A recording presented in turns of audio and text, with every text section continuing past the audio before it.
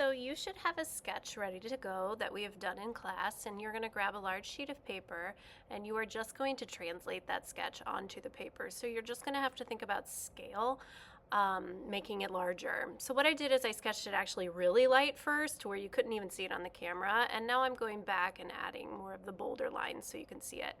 Throughout this video, I'm going to be showing two examples just so you can see some variety, so it's not just one thing. So this one is more of a proper still life in a pot, where the other one was just more like succulents on their own. And what I want you to notice is how to overlap the shapes, because that's really important to create a compelling composition. So when I say overlap, that means like putting one thing in front of another thing, so the other thing behind it's a little blocked. That's what overlap means, and that helps create space within the picture, and again, it just adds some more interest.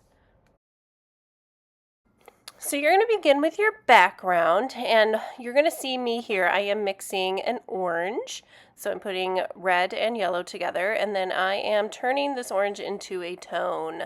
Tone is when you mix the color with gray, and I'm making a lot of paint here. Look how much it's overflowing, because I know I have a lot of paper to fill, and I want it all the same color, so that's why I mix so much. So I'm just going around my drawing. Obviously, just trying my best with the paintbrush to stay within the background itself and not get into the still life so much. And here I'm putting way more white into this color, and I am creating the surface, like the tabletop that my still life is sitting upon. It is still in the orange family, just a lighter tint of what the background is. And then I'm just adding little touches of shadow there. And this is another example here. I did a tone of violet. All right, so now you're going to begin painting your still life. So I'm using some references from real life here to guide me. You can use photographs as well. I'm going to start painting in a base color. And within this base color, I am then going to put on some highlight and shadow directly on top of it while the paint is still wet, and then blend. So you can see me doing that there. So I do a tint and a shade while everything's wet, so everything blends nice and softly and nothing's too harsh.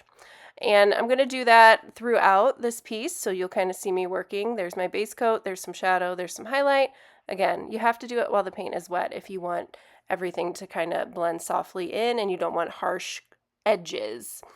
So I'm making more of a yellow-green here. You can see I'm changing up the versions of green that I'm mixing, so everything has a little more dimension.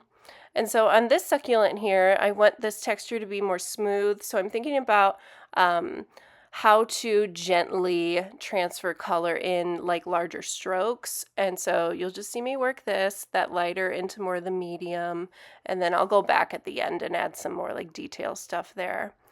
But yeah, so you can just kind of watch me work and how I move through the process.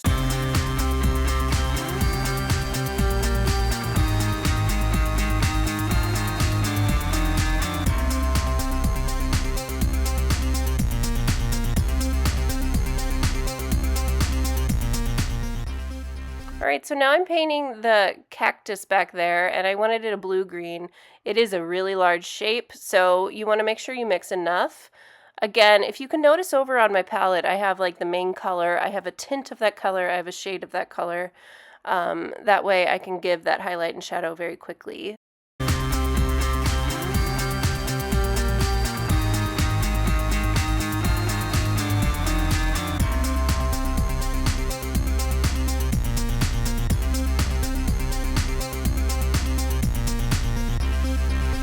So I'm just adding some highlights to the top here. I'm going to blend those in softly into that blue-green paint, so the tint into the regular color. I think I overblended a little bit, but I'm going to bring those back later on. All right, and make sure you use the appropriate brush if you're getting into some smaller stuff here.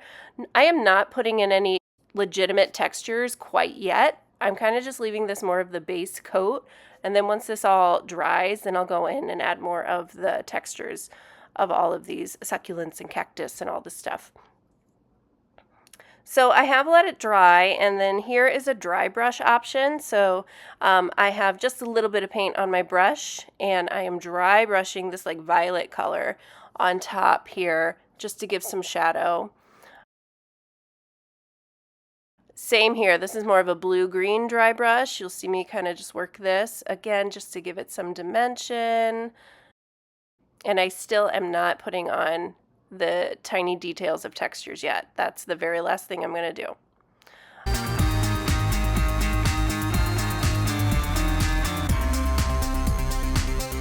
All right, so here's just my other painting. I'm doing the same thing. I have some tones here, a different variety. Some are lighter, some are darker, and I'm painting next door to each other rather than trying to blend everything on top to show the highlight and shadow in this particular succulent right here.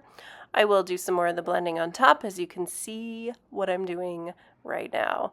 And then I have some more detail work to do in this painting, so I have a smaller brush, and I'm really looking at this. I'm using a photo reference here to help guide me. For the pot, I decided to switch it up and go for this violet color. It's a violet tone, and I'm going to do lighter versions of the tone, darker versions of the tone to give it some dimension. Again, a tone is when you mix it with gray. I'm doing that because I don't want this to be too vibrant or too dark. I want it to match what's going on in the piece, and I have a lot of like tone happening in the piece, so I want it more subtle. If it was like a bright violet, it wouldn't really feel like it lives in the same world as everything else, so that's why I tone it down.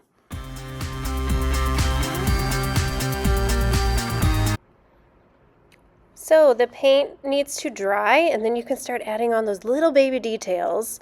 So I'm using a detail brush, and I'm thinking about what everything feels like. That is your texture. So I'm thinking of all the little spikes, little thorns, little bumps, little grooves, everything. And I am using the appropriate brush, the appropriate colors to add that on. This can get a little tedious, so take your time with it and know that this is a very important part of the process. So here I am doing more of like the dabbing, stippling technique, and I'm putting in a variety of colors into that, so I'm not using the same color the whole time. Over here, again, it's just going to take you a little while. What I want you to notice is how, if part of it is in shadow, I'm trying to make the texture itself a little more darker. And here I'm putting little dabs to root these little textures into the cactus itself, so it just looks like it's not setting on top of it. It takes a long time. I'm putting little details here in my blossoms, so you just want to give it the attention it deserves so it can really just give you that wow effect. So I'm just going over all of it, making it exactly what I need it to be.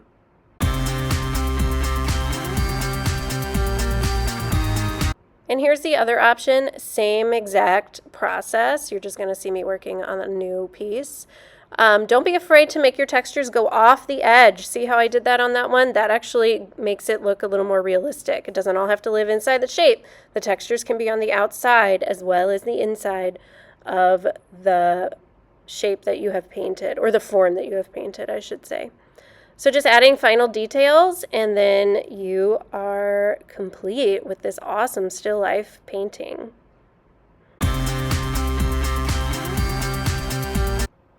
So here it is all complete, very finished. I even added a little more of the shadow underneath.